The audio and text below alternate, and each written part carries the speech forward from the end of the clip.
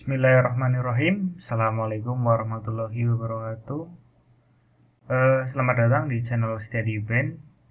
Pada kesempatan kali ini saya akan menjelaskan apa yang sudah saya kerjakan mengenai mendesain dan mensimulasikan microstrip patch antena menggunakan software CST Studio. Oke, ini dosen pengampu saya, Bu Evril dan Pak Thomas ya. Pada kesempatan kali ini tuh saya sudah menghitung ya. Jadinya sudah dibenarin. Ya, pada awalnya itu dari sini awal mulanya. Soalnya itu begini. Saya bacain ya. Desain sederhana antena microstrip dengan bentuk patch rectangular. Tipe substrate FR4, frekuensi kerjanya 2,45 GHz dengan tebal substrate 1,6 mm dan koefisien dieelektrik sigma R sama dengan 4,7 dengan tebal patch 0,035 mm. Hitung semua dimensi antena yang dibutuhkan, ilustrasikan dan tuliskan perhitungan Anda dalam bentuk tabel. Jika sudah dipastikan benar, mulai simulasikan hasil perhitungan Anda di software CST Microsoft Studio. Nah, karena pekerjaan saya itu belum selesai 100%, jadi saya share yang semestinya saya sudah kerjakan saja ya. Oke, untuk rumusnya itu ada di slide ini ya. Semua file yang berhubungan saya kasih linknya di deskripsi di bawah. Oke, ini untuk menentukan inset feeding, yang ini FI inset feeding. Ada agak panjang di sini. Terus ini untuk menentukan WF. Terus ini untuk menentukan LG. LG itu panjang ground plane dan substrate. Kalau WG itu lebar. Ingat-ingat kalau L itu panjang, kalau W itu lebar. Nah, di sini ada rumus lagi untuk menentukan lebar patch dan menentukan panjang patch. Jadi kode-kodenya itu ada di sini semua. W lebar, L panjang. Itu. Ini desainnya itu seperti ini pada umumnya. Untuk membuat seperti ini. Seperti yang saya buat. Ini belum selesai ya, kawan-kawan. Karena ground itu belum saya bikin. Yang ada di bawah sini belum dibikin. Oke. Jadi begini. Terus setelah saya hitung-hitung, ini ada di dalam deskripsi ya. Nanti kalian bisa baca-baca sendiri. Kalau bingung bisa tanya di kolom komentar. Oke. Ini desain yang sudah saya buat dan sudah saya praktekkan. Di mana saya menggunakan ini yang FR4 itu dengan perhitungan saya sendiri. Maksudnya saya mendeklarasikan nilai 60 mm sebagai bentuk substrate-nya. Untuk di atas ini loh. Di atas yang bagian kopernya. Jadi gini loh. Di sini kan antena intinya itu yang berwarna kuning ya. Nah, itu isinya tembaga atau copper. Ini bagian luarnya. Jadi pada mulanya itu ini satu kotakan PCB biasa. Ada bagian yang non konduktif di bagian belakang, dan ini bagian mukanya itu yang konduktif. Nah, itu nanti kalau dicetak kan bagian ininya yang ini yang konduktif itu pasti kan akan hilang ya, yang bagian konduktifnya, tersisa bagian ini. Nah, itu karena di sini itu menggunakan PCB ya. Nah, jadi kalau ini itu menggunakan teksturnya ya. Kalau main Blender itu bilangnya itu tekstur. Pakai FR4. Kalau untuk yang ini tembaganya pakai cutter. Nah, Ini data-datanya di sini sekian. Sebentar, saya zoom biar lebih jelas. Oke, ini nggak bisa dilihat. Oh, manual aja. Nah, di sini ya ada berbagai macam ukuran-ukuran. Mulai dari yang ini X, Y, dan Z. Jadi pada dasarnya itu CC itu mirip seperti aplikasi Blender ya kalau buat 3D. Tapi kalau di sini tuh fokus buat bikin yang apa ya, agak-agak mechanical mungkin, saya kurang begitu paham. Nah, ini ada sumbu X, sumbu Y, sumbu Z. Anak-anak teknik pasti udah tahu kalau setiap bentuk ya, kalau dilihat dari segala arah itu mempunyai panjang, lebar, dan ketebalan. Nah, dari sini ya kita memiliki parameter-parameter yang perlu diisi. Di antaranya panjangnya W, lebarnya L, nah inset feedingnya, sama GPF. Kalau GPF itu udah secara default ya, masukkan saja 1 mm. Terus nah ini WF nya 8,59. Perhitungannya ada di sebelah samping ya kalau kalian mau tahu. Ini udah saya masukin di sini. Terus ini adalah rumus-rumus yang digunakan agar setiap benda itu bisa posisinya itu ke tengah.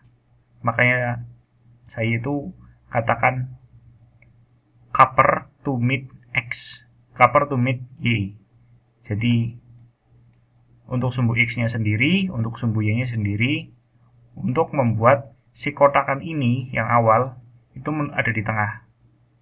Nah, setelah itu kita tinggal menambahkan bangun lagi. Jadi sebelum dimulai lebih lanjut ya, saya informasikan bahwa saya ini membutuhkan sekitar berapa ya?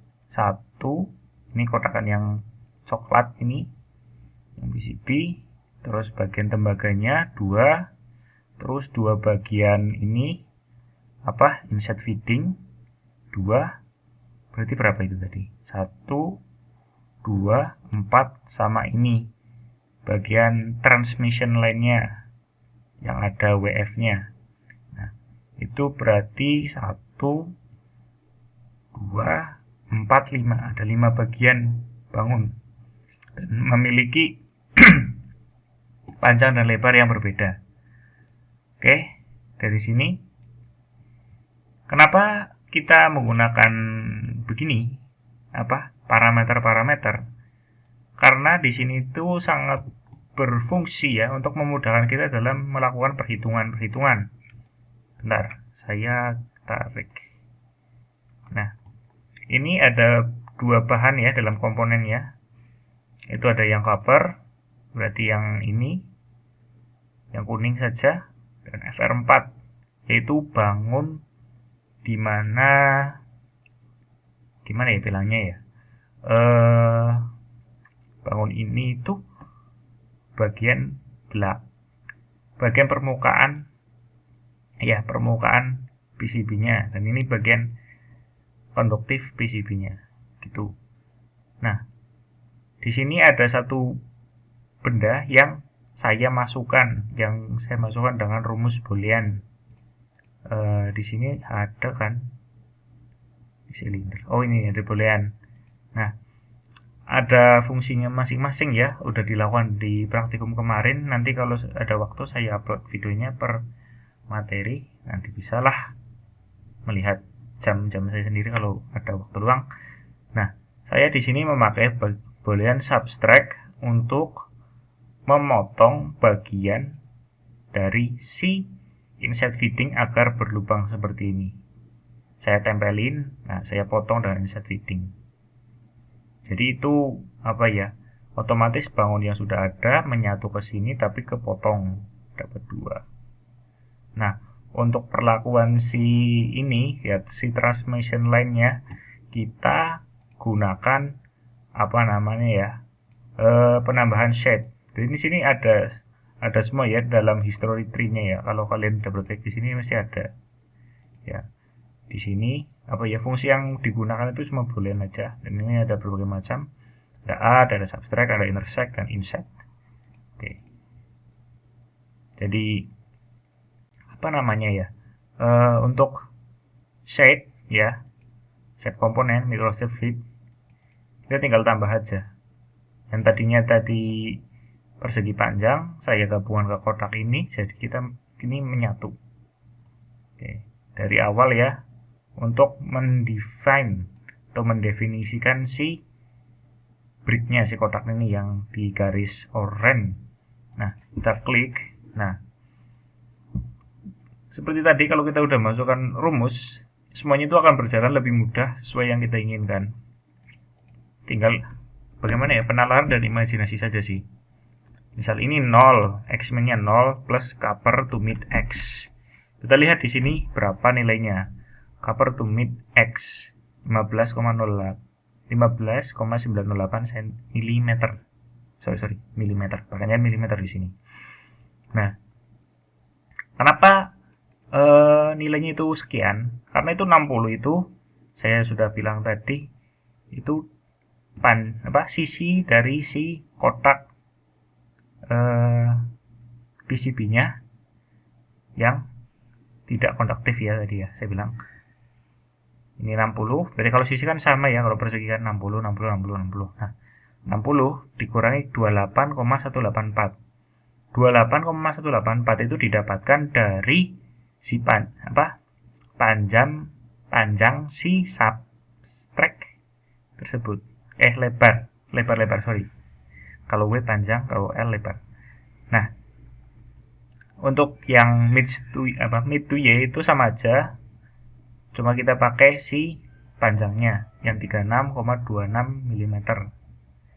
Nah, ini semua dibagi 2 ya. Saya gimana ya kalau bisa agar coret-coret ya.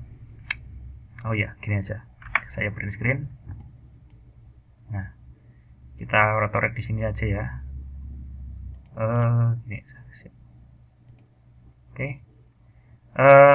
Jadi begini, misalkan di sini itu ada 60 ya. Ini 60 terus dikurangi ini 36,26.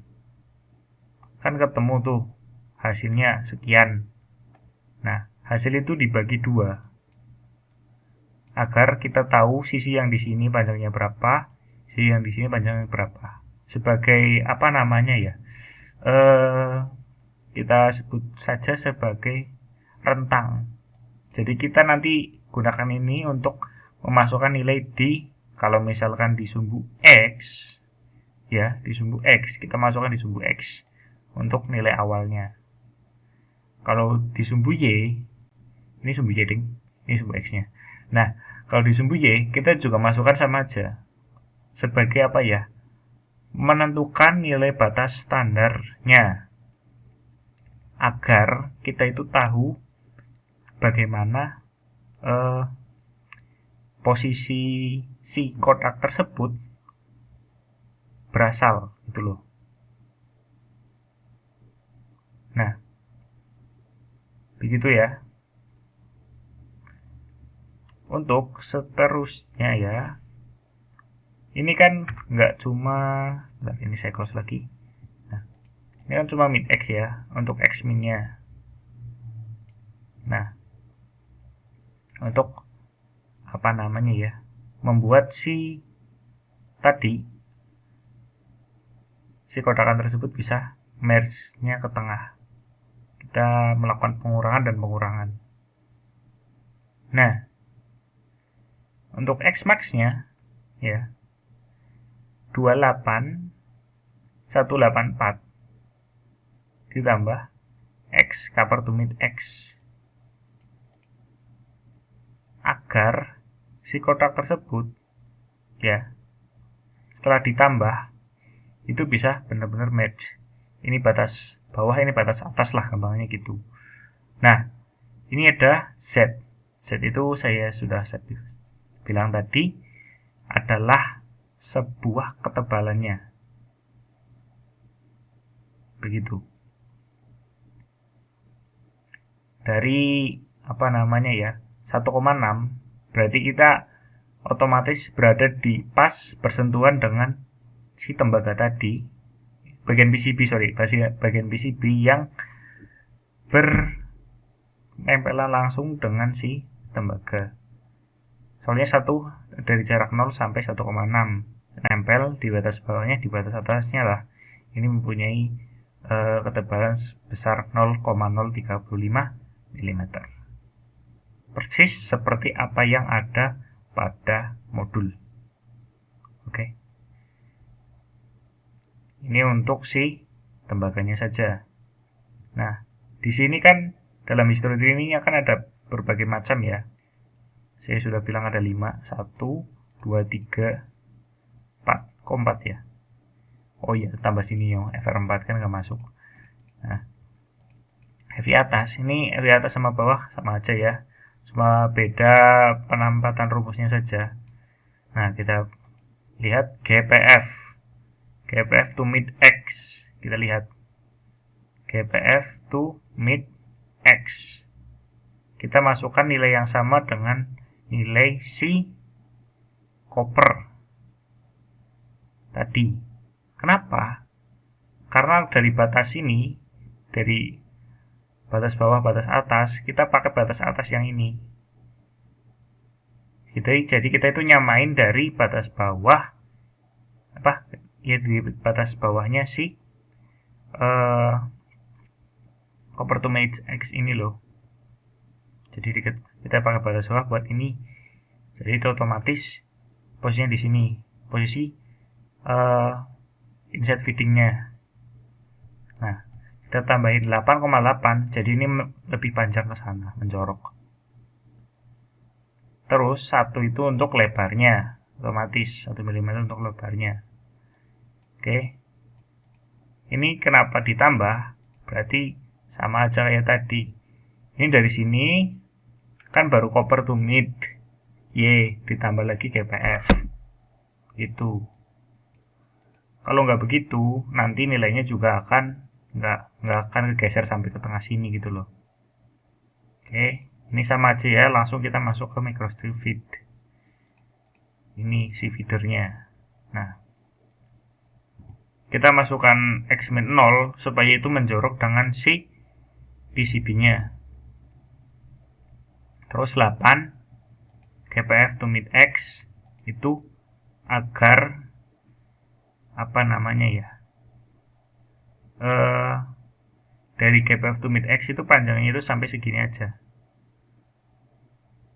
Apa ya, ini kan belum ini kan sudah di apa namanya, di add, boolean add. Jadi awalnya itu nggak sepanjang ini, tapi udah ada di sini dekat, tapi ditempel gitu loh. Nah, begitu. Nah, kemudian kalau ini udah selesai, berarti dari sini kita dapatkan sebuah antena, desain antena seperti ini. Mungkin ada beberapa step yang belum saya jelasin. Kalau bingung bisa tanya di kolom komentar ya. Karena bikin ini saja saya pikir sendiri dan menganalisa sampai 8 jam. Dan saya sampai pusing sendiri ya. Padahal cuma bikin bentuk kayak gini tuh gak susah loh. Nah, ini aja belum selesai ya kawan-kawan. Soalnya dari yang saya lihat di presentasi ini ya, itu ada bagian yang disebut dengan ini, bagian konektornya. Jadi di sini ada antena patch-nya, di sini ada sebuah ground, yaitulah ada inilah pokoknya patch, ada titik hitam yang ini dihubungkan dengan konektor. Dan itu saya belum sampai situ, masih pusing. Dan juga untuk menetapkan apa ya, si LG dan si WG ini saya belum tahu.